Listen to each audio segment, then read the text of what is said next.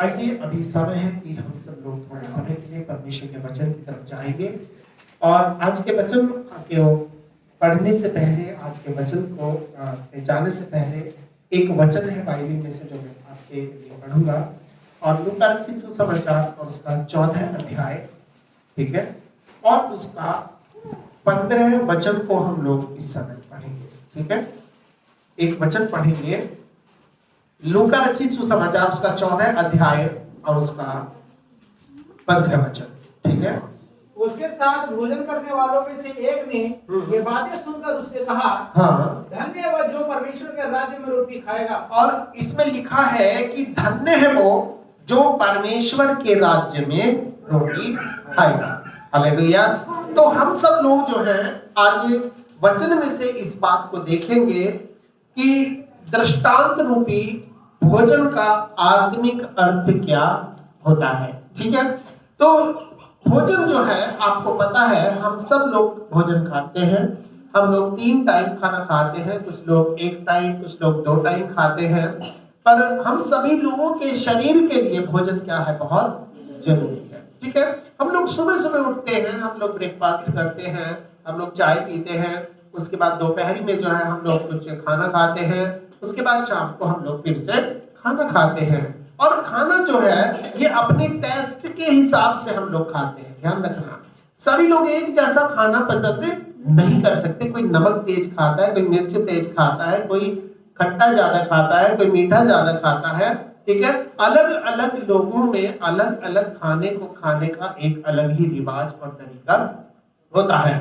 और 2 तरह का भोजन होता है, एक भोजन होता है वेज और दूसरा होता है नॉन वेज। ठीक है, वेज का मतलब वनस्पति से रिलेटेड है, या जो साग सब्जियां होती हैं वो होती है, और दूसरा भोजन वो होता है जो मीट मछली ये सब होता है। ठीक है, तो इसी तरह से हम सब लोग जो है क्या करते हैं, अपने शरीर को जो है पालने के लिए, अपने शरीर की रक्षा करने के लिए, अपने शरीर को मजबूत बनाने के लिए हम लोगों को जिस प्रकार से भोजन की आवश्यकता है, उसी प्रकार से परमेश्वर ने अपने विधान के अंदर ठहराया है, उसी प्रकार से मनुष्य की आत्मा का भी एक भोजन है जो परमेश्वर ने ठहराया है। हालेलुया। और ये भोजन जो है ये जब हम करेंगे तो ध्यान रखना, हम ज्यादातर शरीर के भोजन के प्रति बहुत क्या रहते हैं, चिंतित रहते हैं। ठीक है, जरा सा भोजन हमें नमक तेज हो जाए तो हम गुस्सा जाते हैं, एकदम से लड़ाई करने को तैयार हो जाते हैं, है ना। और जरा से मिर्च तेज हो जाए तो हम बनाने वाले को उल्टा सीधा बोलने लगते हैं, तुमने खराब कर दिया, अच्छा नहीं बनाया, ये नहीं बनाया। क्यों? क्योंकि हम चाहते हैं हमें हमारे हिसाब से हमारा भोजन मिलना चाहिए। हालेलुया। तो हमें हमारे हिसाब से अपना भोजन मिलना चाहिए, लेकिन बाइबल हमें इस बात को बताती है कि धन्य है वो जो परमेश्वर के राज्य में रोटी खाएगा। धन्य है वो जो परमेश्वर के राज्य में रोटी खाएगा। और यूहन्ना रचित सुसमाचार में 6 अध्याय पूरा का पूरा जो है, यीशु मसीह ने एक बात को वहां पर समझा रखा है कि जीवन की रोटी। हालेलुया। तो जीवन जो आपका बनने वाला है, जीवन जो आपका तरक्की करने वाला है, जीवन जो आपका ऊंचा उठने वाला है, वो दुनिया की रोटी से जिंदा नहीं रहेगा। आपके भोजन पर डिपेंड करता है कि आपके शरीर की ग्रोथ क्या हो रही है।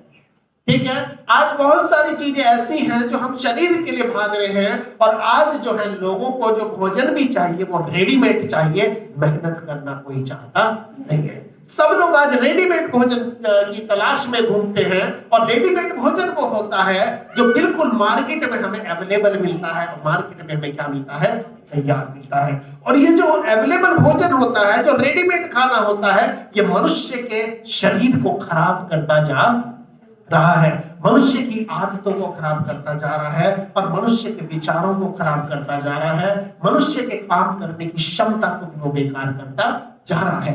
आज आपके और मेरे जीवन के अंदर जिस प्रकार से भोजन का क्या है एक बहुत बड़ा महत्व है, उसी प्रकार से आज आपके और मेरे जीवन के लिए परमेश्वर के वचन का भी एक बहुत बड़ा महत्व है। ठीक है, हालेलुया। थोड़ा जोर से बोलेंगे हालेलुया।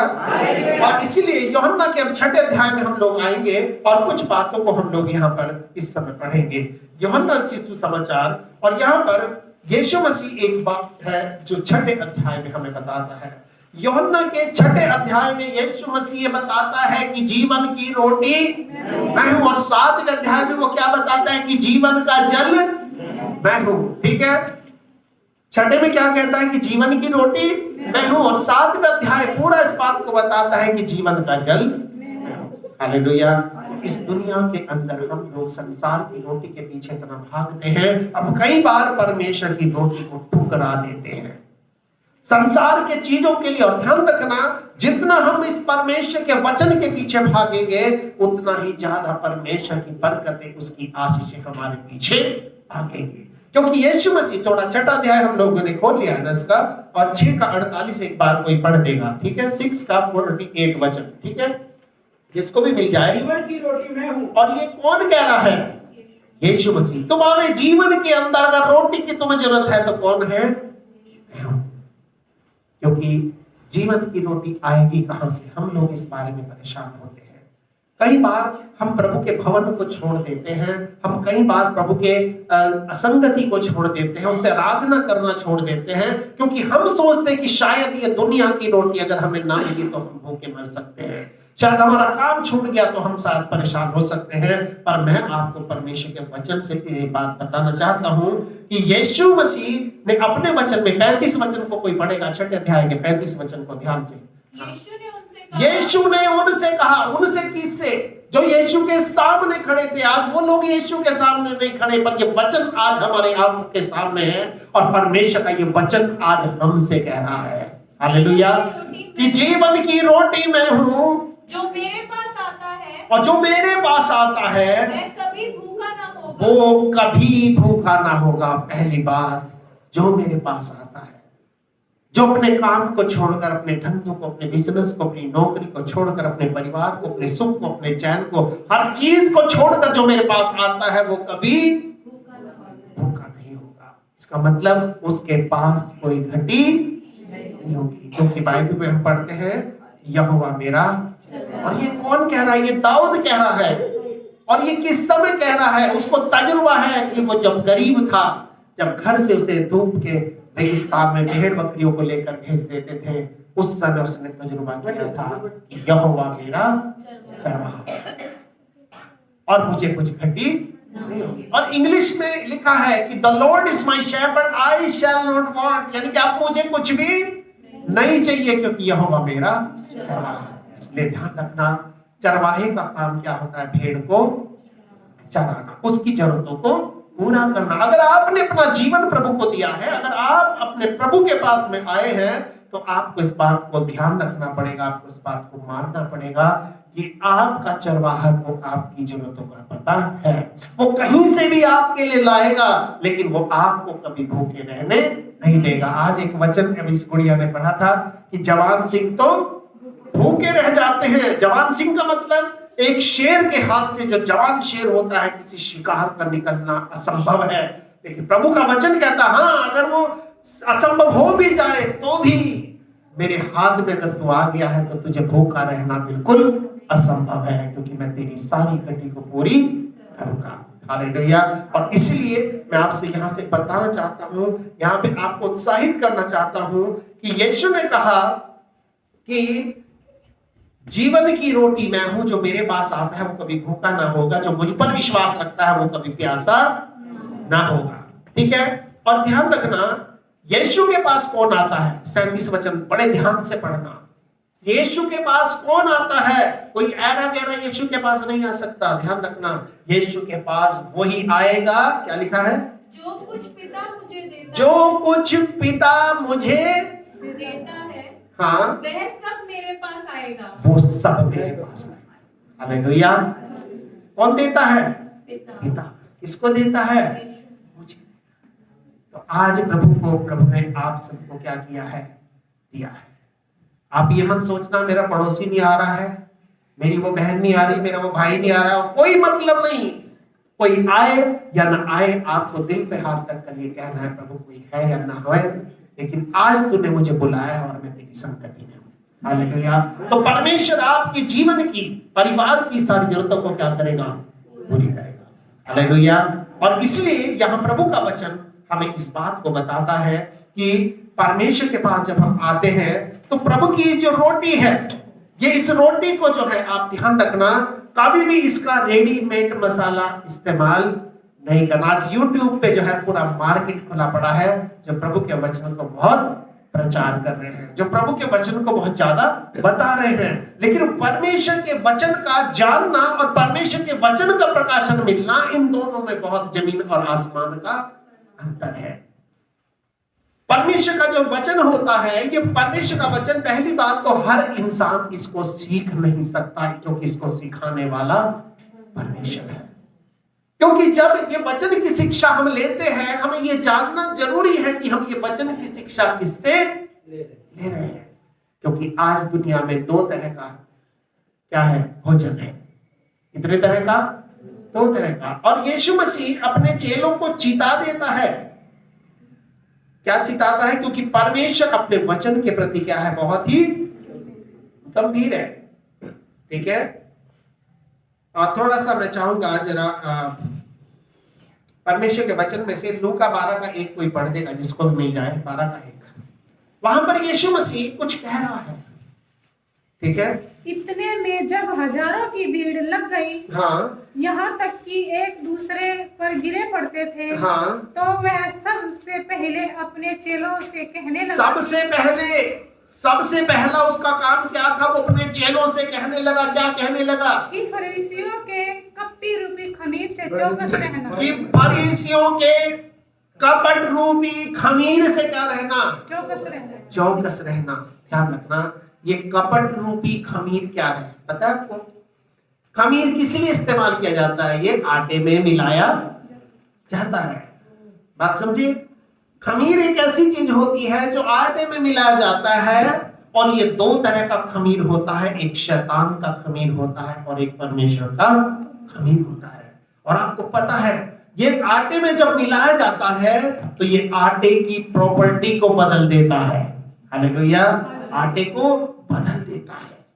बिल्कुल, ये वचन जो है, ये परमेश्वर का वचन जब हम सुनते हैं, समझते हैं, सबसे पहली बात, ये वचन हम सबके हाथ में होना चाहिए। जब कोई हमें इसमें से बताता है, क्योंकि इस वचन के अंदर बहुत सारा ये समुद्र है और इसके अंदर बहुत सारी चीजें घुसी पड़ी है।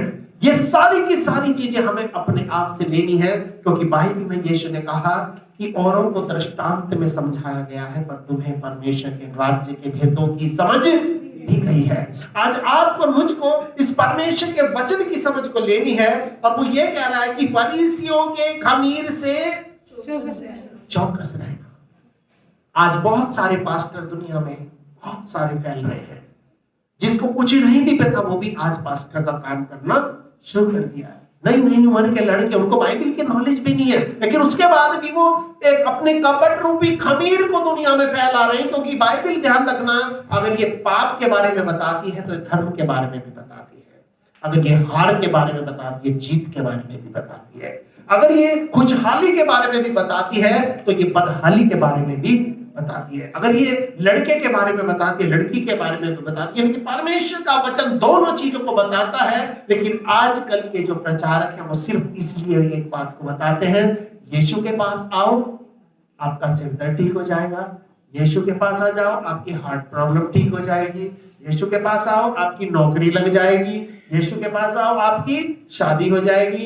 यीशु के पास आओ, आपकी बीमारी भाग जाएगी। यानी कि वो प्रॉस्पेरिटी गॉस्पेल है, जो एक कपट का खमीर है, जो लोगों तक आज पहुंचाया जा रहा है। लेकिन बाइबल के अंदर कुछ कड़वी भी बातें हैं, जिनको भी जानना हमारे लिए बहुत जरूरी है। क्योंकि रोटी अगर एक तरफ से सिकेगी तो उसका मजा नहीं आएगा, लेकिन दोनों तरफ से सेक करके खाओगे तो उसका मजा जरूर आएगा। इसलिए परमेश्वर का जो वचन है वो ये बताता है कि फरीसियों के खमीर से क्या रहना। और ये खमीर क्या होता है? ये उल्टी सीधी शिक्षाएं होती है। क्या करती है? ये हमारी सोच को बदल देती है, ये हमारे विचारों को बदल देती है, ये हमारी आदतों को बदल देती है। ये परमेश्वर के प्रति हमारी जो सोच होती है उसको क्या कर देती है? बदल देती है। इसलिए यहां पर प्रभु के वचन में लिखा है कि ये खमीर दो तरह का होता है। एक शैतान का खमीर होता है और दूसरा क्या होता है? परमेश्वर का खमीर होता है। लेकिन एक वचन है 6:48 आपने पढ़ा थोड़ा यूहन्ना का 6:48 जरा एक बार पढ़ देंगे, क्या लिखा है? जीवन की रोटी मैं जो मेरे पास आएगा वो कभी भूखा नहीं होगा। और 63 63 नंबर को भी एक बार पढ़ देंगे, 63 वचन।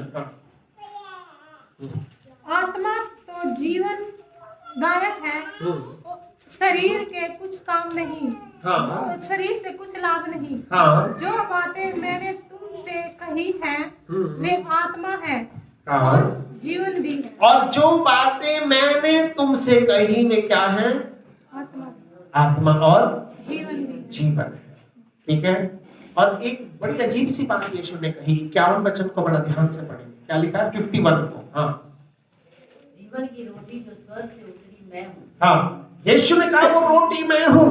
आगे, यदि कोई इस रोटी में से खाए यदि कोई इस रोटी में से खाए तो सर्वदा जीवित रहेगा।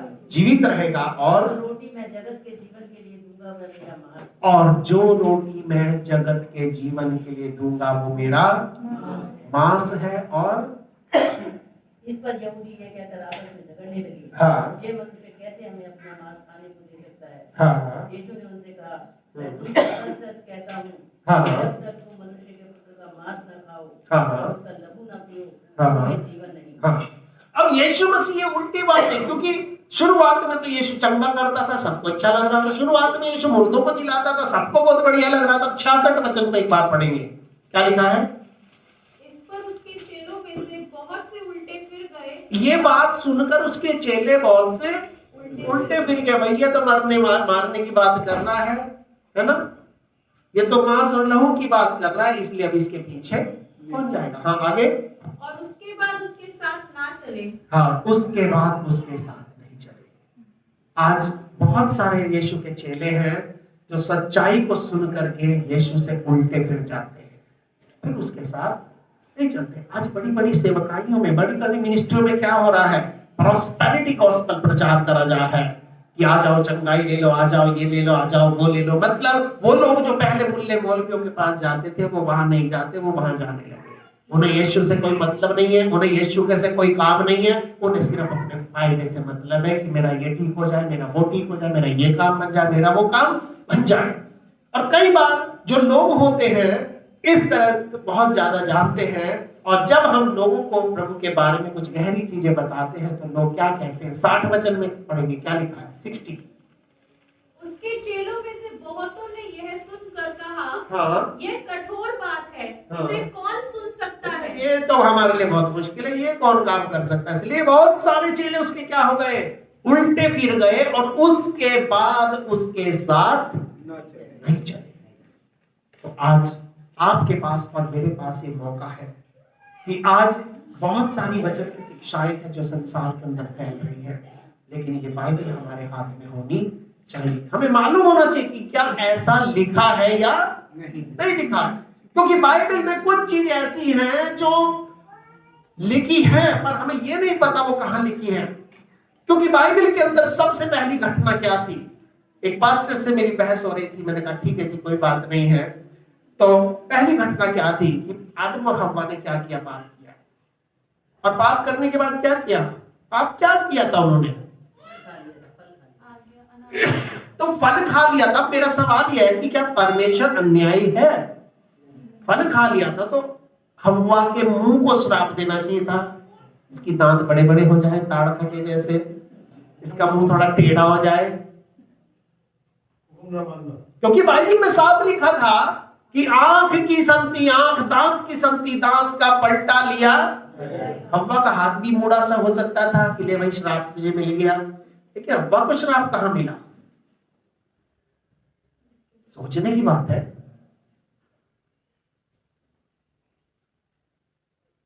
बहुत सारी बाइबल के अंदर बातें ऐसी हैं जो हम समझ लें तो हम हजम नहीं कर पाएंगे। लेकिन मैं आपको ये बताना चाहता हूं, जब हव्वा को ये श्राप मिल गया तो उसके बाद उसका एक बेटा उत्पन्न हुआ, उसका नाम क्या था? कैन था। दूसरा बेटा उत्पन्न हुआ, उसका नाम क्या था? हाबिल था। तो कैन ने किसको मारा? क्यों मारा? वो तो आदम का एक प्योर ब्लड था, तो उसने क्यों मार दिया? क्योंकि बीच में कुछ हुआ था। ये सांप जो था, ये जो स्नेक था, श्राप मिलने से पहले आदमी की तरह खड़ा होने वाला, आदमी की तरह बात करने वाला चालाक व्यक्ति था, जो परमेश्वर ने आदम के लिए नौकर करके दिया था कि बाग में आदम की मदद करेगा, आदम को काम करना नहीं पड़ेगा। लेकिन उसने क्या करा, हव्वा को बहकाया, और बहकाने के बाद जो है हव्वा के साथ जो भी कुछ गलत हुआ उसके द्वारा वो कैन पैदा हुआ। बाइबल में लिखा है 4 अध्याय में कि जब परमेश्वर ने कैन से पूछा तेरा भाई हाबिल कहां है, तो कैन ने क्या जवाब दिया, क्या मैं उसका रखवाला हूं। इसका मतलब वो परमेश्वर का सामना कर रहा है, तो गलती के ऊपर से परमेश्वर का सामना कर रहा है। ये सामना करने का गुण कहां से आया, ये तो आदम के खून में नहीं था। किसके खून में था, शैतान के खून में था। बाइबल में लिखा है कि शैतान हत्यारा है और वो आरंभ से हत्या करता लहू बहाते आया है, और इसलिए यही श्राप हव्वा को शुरू में ही मिल गया था, और आज तक पूरी मानव जाति श्राप को झेल रही है। और ये बात सच है। उसके बाद अगर पहला यूहन्ना 3:12 कोई पढ़ेगा, जरा ध्यान से पढ़ देंगे, जो इस बात को बिल्कुल पक्का कर देता है कि कैन जो था ये आदम का बेटा। 3:12 और कैन के समान क्या ना मैंने बने। तुमसे पृथ्वी के बाद नहीं 3:12, पहला यूहन्ना 3:12, ध्यान रखना क्या लिखा है, और कैन के समान ना बने, हम में से किसी को भी कैन के समान नहीं बनना है, जो उस दुष्ट से था। दुष्ट से था। और वो दुष्ट कौन था, क्या परमेश्वर दुष्ट था, तो दुष्ट कौन था।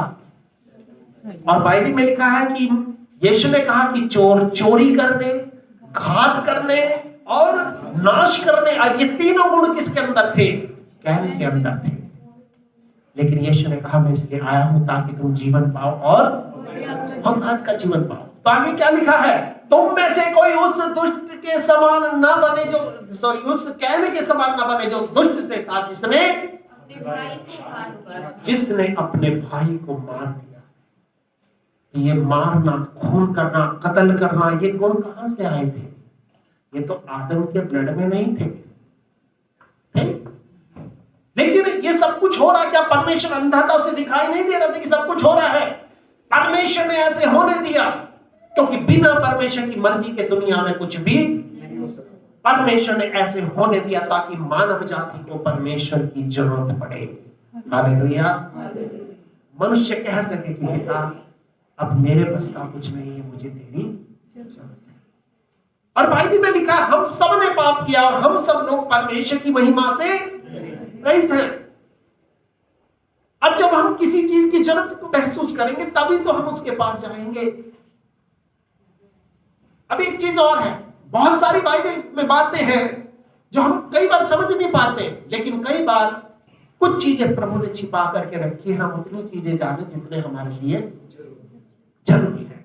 पर मैं आपको ये बताना चाहता हूं कि जैसा आप भोजन खाएंगे वैसा ही आपका मन बनता चला जाएगा। कहते हैं जैसा खावे अन्न वैसा हो जाए। तो बाइबल में लिखा है कि ये 2 तरह के क्या है, खमीर है। और ये खमीर क्या है, एक तो फरीसियों का खमीर है जो लोगों को अट्रैक्ट करता है, किस लिए, ताकि उनसे वो पैसा वसूल सके। एक खमीर परमेश्वर का है जो लोगों को अपनी तरफ आकर्षित करता है ताकि वो उनको जीवन दे सके। हालेलुया। आज ऐसी कलीसियाएं बहुत सारी हैं और भरी पड़ी हैं जिनमें ये कपट रूपी खमीर दिया जाता है। लोगों को वो बातें सुनाई जाती हैं जो उनके मन को छिलकती हैं, लोगों को वो बातें नहीं बताई जाती जो परमेश्वर लोगों को बताना चाहता है। पर आपको मैं ये बताना चाहता हूं, उस समय भी बहुत सारे लोग थे जो उससे उल्टे फिर गए थे उसके बाद वो यीशु के साथ। और यीशु ने कहा क्या तुम भी लौट जाना चाहते हो, 67 वचन में यूहन्ना के। तो पतरस ने उसको कहा हे प्रभु हम किसके पास जाएं, क्योंकि अनंत जीवन की बातें तो तेरे ही पास है। अनंत जीवन की बातें तेरे ही पास है। अब क्या हुआ, लोगों में डिवीजन हो गई। 12 वचन को पढ़ेंगे थोड़ा सा, 7 का 12। लोगों में एक डिवीजन आ गई, लोगों के अंदर एक लाइन खिंच गई, क्योंकि जब यीशु पैदा होने वाला था उसकी मां मरियम से स्वर्गदूत ने कहा था ये बालक बहुतों के उठने के लिए और बहुतों के गिरने के लिए एक चिन्ह ठहराया गया है, जिससे बहुतों के मनों के विचार, और ये विचार क्या है? ये विचार वो होंगे कि यीशु सही है, एक विचार उनका है, एक विचार वाले वो हैं जो ये कहते हैं यीशु गलत है। तो हम किस लाइन में हैं हमें देखना है। प्रभु हमें एक लाइन को खींचता है, और दुनिया का कोई भी धर्म ये नहीं बताता किसी देवी देवता ने इंसान के लिए अपने प्राण को दिया, अपने खून को बहाया। और खून बहाना किस लिए जरूरी था? वो इसीलिए जरूरी था कि मानव जाति का खून जो है वो जो गंदा हो गया था आदम के समय में, उस खून को पवित्र करने के लिए यीशु मसीह दुनिया में आपके मेरे लिए आया। अगर यीशु को मरना ही था, जहर भी खा सकता था, नदी में छलांग भी लगा सकता था, फांसी भी चढ़ सकता था, क्रूस से कूद के सर के बल मर सकता, बहुत तरीके थे मरने के, लेकिन उसने क्रूस पर चढ़कर अपने लहू को क्यों बहाया? क्योंकि बाइबल में लिखा है there is no remission without shedding of the blood, बिना लहू बहाए पाप क्षमा नहीं। और इसीलिए आज आपके और मेरे लिए जरूरी है उस लहू बहते हुए यीशु की तरफ हम लोग देखें। और यीशु ने कहा कि जब तक तुम मनुष्य के पुत्र का मांस और उसका लहू ना खाओ तब तक तुम्हें जीवन नहीं। और ये मांस और लहू क्या है? हर महीने हम लोग इकट्ठा होते हैं, उस रोटी को जो प्रभु की देह होती है, हम प्रभु से प्रार्थना करते पिता ये तेरी देह में बदल जाए। उस कटोरे को हम लोग उठाते कहते प्रभु ये शरबत तेरे लहू की तासीर में बदल जाए। क्योंकि जब ये हमारे भीतर जाता है, हमारा वो जो गंदा खून है, हमारी वो जो शरीर की चीजें हैं, वो सब यीशु के स्वभाव में अंश अंश करके बदलने लगती है, और हम यीशु के करीब बढ़ते चले जाते हैं, और एक समान यीशु के समान हम बनते चले जाते हैं। तो परमेश्वर का जो ये वचन है ये इस बात को बताता है। यीशु ने कहा कि फरीसियों के कपट रूपी खमीर से क्या रहो? चौकस रहो। ठीक है। और ये कपट रूपी खमीर क्या है? थोड़ा सा पहला कुरिन्थियों को पढ़ेंगे, पहला कुरिन्थियों उसका 5 का 8 वचन ध्यान से कोई भी पढ़ देगा। ठीक है। इसलिए आओ हाँ, हम उत्सव में आनंद मनाएं। इसलिए आओ हम उत्सव में आनंद मनाएं। ये कौन सा उत्सव है? ये उत्सव वो है हमारे बेमने के लहू की विजय का उत्सव है, जिसमें यीशु ने क्रूस पर चढ़कर शैतान का खुल्ला खुल्ला क्या बनाया? तमाशा बनाया। और बाइबल में एक जगह लिखा है कि पौलुस प्रेरित कहता है कि वो हमें जय के उत्सव में ले फिरता है। हालेलुया। आओ हम उत्सव में आनंद को मनाएं और क्या करें? ना तो पुराने खमीर से, ना तो पुराने खमीर से, और ना बुराई और दुष्टता के खमीर और से, ना ही बुराई और दुष्टता के खमीर से, परंतु सिधाई और सच्चाई की अखमीरी रोटी से, परंतु सच्चाई और सीधाई की अखमीरी रोटी से। अखमीरी का मतलब जिसमें खमीर ना मिला, ऐसा वचन जिसके अंदर कोई मिलावट ना हो, क्योंकि जो कहा जाए वो वचन से सिद्ध होना चाहिए। हम कई बार क्या करते हैं, लोग अपने मन से कुछ भी कहते रहते, लेकिन नहीं, बाइबल के अंदर हजारों बातें ऐसी हैं जो लिखी हैं और वो हमारी समझ से थोड़ा सा दूर है। आज आपके और मेरे लिए ये समझने का समय है। ये जो खमीर है ये क्या है? खमीर क्या है? मत्ती 13 का जरा 33 कोई भी पढ़ देगा। मत्ती 13 का 33 जल्दी से हम पढ़ेंगे। ठीक है।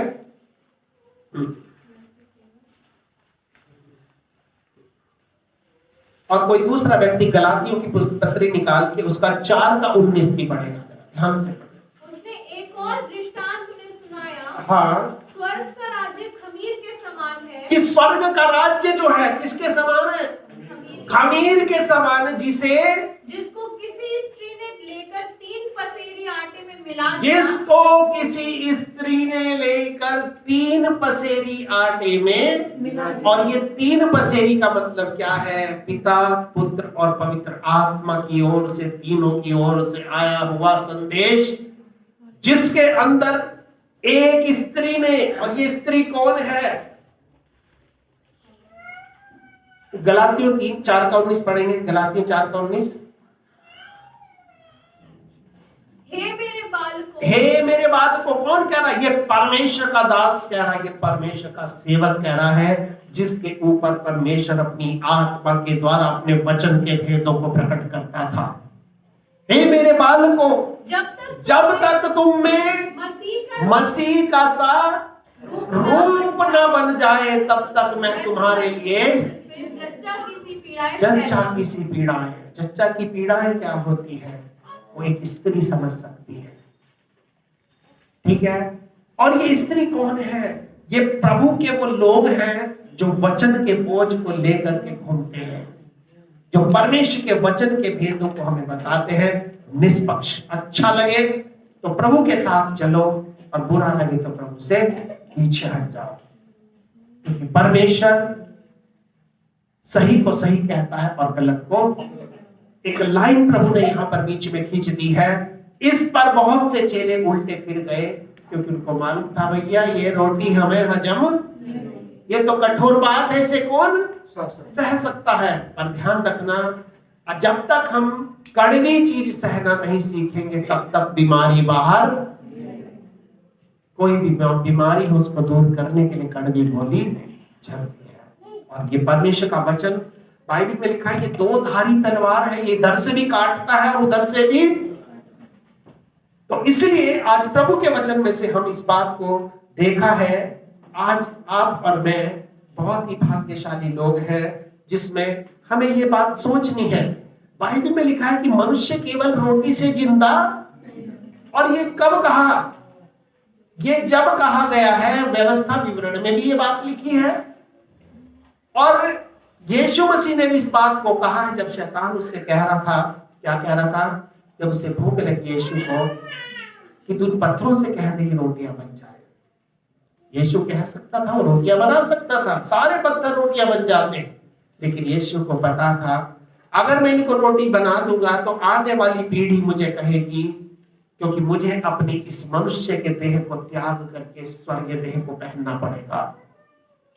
इसलिए यीशु मनुष्य रूप में था, ताकि मनुष्य भी उन चीजों को सह सके, और वो भी आप और मैं ये बात कह सके कि मनुष्य केवल रोटी से जिंदा नहीं रहेगा, परंतु हर एक उस वचन से जो परमेश्वर के मुंह से निकलता है। और बाइबल कहती है कि परमेश्वर ने अपने वचन को अपने नाम से अधिक दिया। तो आज आप और हम जब यहाँ हैं, जब प्रभु के भवन में आते हैं, तो क्या हम इस बोझ को जरा सा उठा नहीं सकते?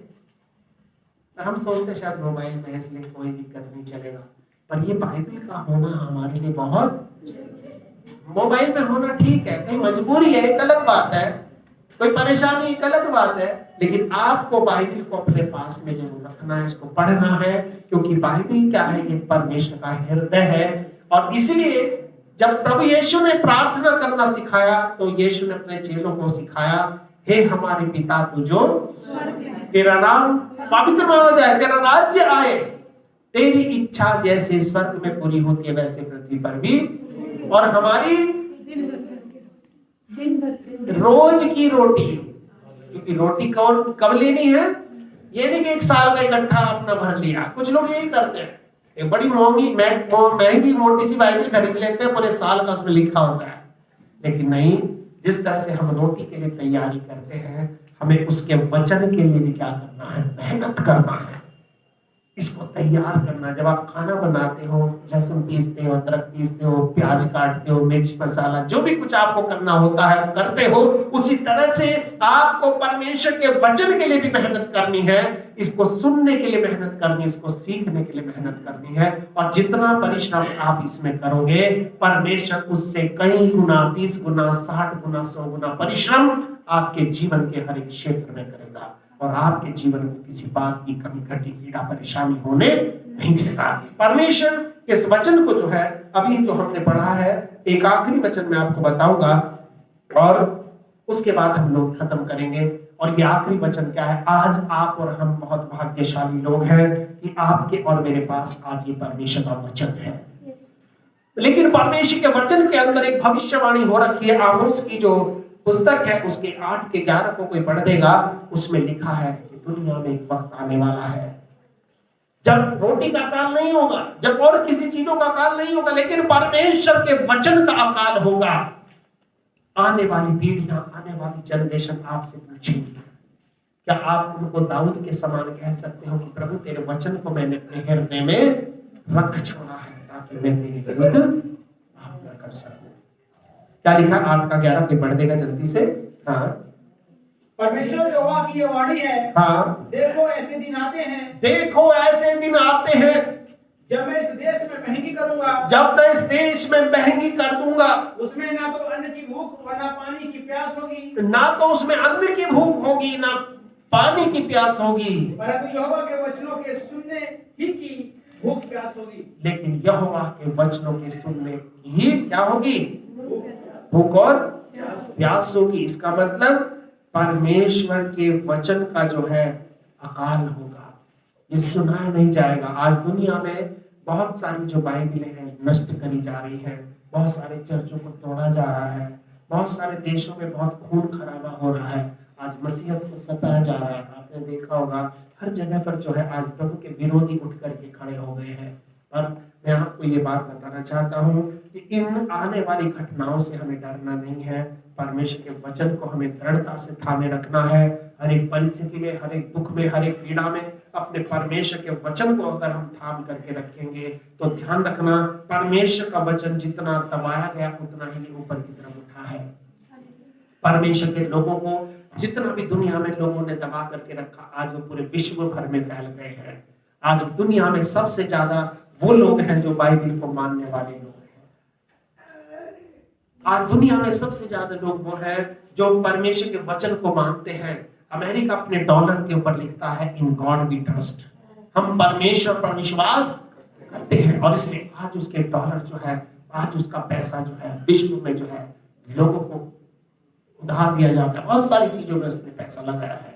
पर मैं आपको इस बात से उत्साहित करना चाहता हूं, आपके और मेरे लिए परमेश्वर का वचन बहुत महत्वपूर्ण है, और हमें ये देखना है कि आज हम क्या सुन रहे हैं, क्या सीख रहे हैं, बजाय इसके कि आप इधर उधर की चीजों को पढ़ें, इधर उधर के चीजों को सुने। जो घर परमेश्वर ने आपको दिया है उस घर में रहे, जो बाइबल आपको दी है उस पर ईमानदारी से उसको ध्यान लगाएं। दुनिया की किताबें, दुनिया के जो चीजें हैं उनकी तरफ ना पढ़े, अपने आप खुद से मेहनत करें। मेरे से भी अगर आप कोई वचन सुन करके जाते, आप पढ़े कि ये वैसा लिखा है या नहीं। और जब आप इस चीज को देखेंगे कि तो परमेश्वर आपके जीवन को आशीषित करेगा, क्योंकि इस दुनिया में बाइबल में लिखा है कि परमेश्वर ने अपने नाम से ज्यादा अपने वचन को, आप परमेश्वर के वचन का आदर करें, परमेश्वर की संगति का आदर करें, और जिस दिन प्रभु के वचन को हमें सुनना हो उस दिन हम बिल्कुल इस तरह से प्रभु के पास आए जैसे हम भूखे और प्यासे हैं। अगर हम ऐसी भावना को रखेंगे तो परमेश्वर हमारे जीवन को बहुत ऊंचाई पर उठा करके खड़ा करेगा और परमेश्वर हमारे जीवन को आशीष देगा। सब अभी पता है, सब लैंड डेज चल रहे हैं, और मुझे बड़ा दुख होता है हमारे चर्च में से अभी तक बहुत कम लोग हैं जिन्होंने अपने घर में लैंड डेज की प्रेयर रखवाई है। और लेकिन प्रभु की दया से बहुत सारे ऐसे लोग हैं जो हमारे चर्च के नहीं, वो दूसरे चर्चों के हैं, वो अपने पास्टर को नहीं बुलाते, वो मुझे बुलाते हैं कि आप आओ और मेरे घर में प्रार्थना करो। हमें प्रभु के प्रति गंभीर होना है, हमें उसकी आवाज के प्रति गंभीर होना है, और परमेश्वर के वचन को अपने हृदय में हमें थाम करके रखना है, क्योंकि आने वाले दुनिया में यही वो वचन है जिसके द्वारा हम जिंदा रहेंगे। यही वो वचन है दुनिया में हमारे परिवार और हमारे भविष्य को जीवित रखेगा। आइए हम लोग आंख बंद करेंगे और इस समय हम लोग मिल करके प्रार्थना करेंगे। हमारे सर्वशक्तिमान जीवित और पवित्र परमेश्वर, हम आपके नाम को धन्यवाद देते हैं इस अच्छे समय के लिए। तेरे पवित्र चरणों में आने के लिए तूने हमें अवसर दिया, हम तेरे नाम को ऊंचा उठाते हैं पिता, और आपसे हम ये विनती करते प्रार्थना करते हैं कि जिस प्रकार से तू और तेरी करुणा हमारे साथ पिछले दिनों बनी रही है, उसी प्रकार से तेरी उपस्थिति प्रभु आने वाले दिनों में हम सबों के साथ बने रहे। पिता, हम इस समय तेरे वचन के लिए तेरा धन्यवाद देते हैं, आज हमारे हाथों में है प्रभु। जब तक हम इस दुनिया में रहते हैं, हम इस बात को मान करके चलें कि पिता हमारे दिन तेरे हाथ में है, क्योंकि हम तेरे हाथ में हैं, और हम वो लोग हैं जिनको तूने अपनी मर्जी से अपने पास बुलाया है। तूने दुनिया की भीड़ में से हमें चुना है। आज हो सकता है दुनिया की नजरों में हमारी वैल्यू ना हो, हमारा मोल कम हो, लेकिन पिता तेरा चुनाव कभी भी गलत नहीं हो सकता, तेरा चुनना कभी भी खराब नहीं हो सकता। प्रभु, हम दुनिया में से बाहर की चीजों को देखकर अच्छी चीजों को चुनते हैं, लेकिन पिता तू वो है जो खराब चीजों को चुनता है और उनको सुंदर बना देता है, ताकि बाहर वाले दुनिया कह सके ये कैसा था और ये कैसा है। हाँ पिता, सब कुछ आपके हाथ में देते हैं और सब बातों के लिए आपका धन्यवाद करते हुए ये प्रार्थना हम अपने उद्धारकर्ता मुक्तिदाता प्रभु यीशु के पवित्र नाम से मांगते हैं, इसे सुने और ग्रहण करें। और हम सब जो लोग प्रभु के यहाँ मिलकर कहेंगे आमीन। अब हमारे प्रभु यीशु मसीह का अनुग्रह, पिता परमेश्वर का प्रेम और पवित्र आत्मा की सहभागिता अब से लेकर हमेशा तक हम सब लोगों के साथ होती रहे।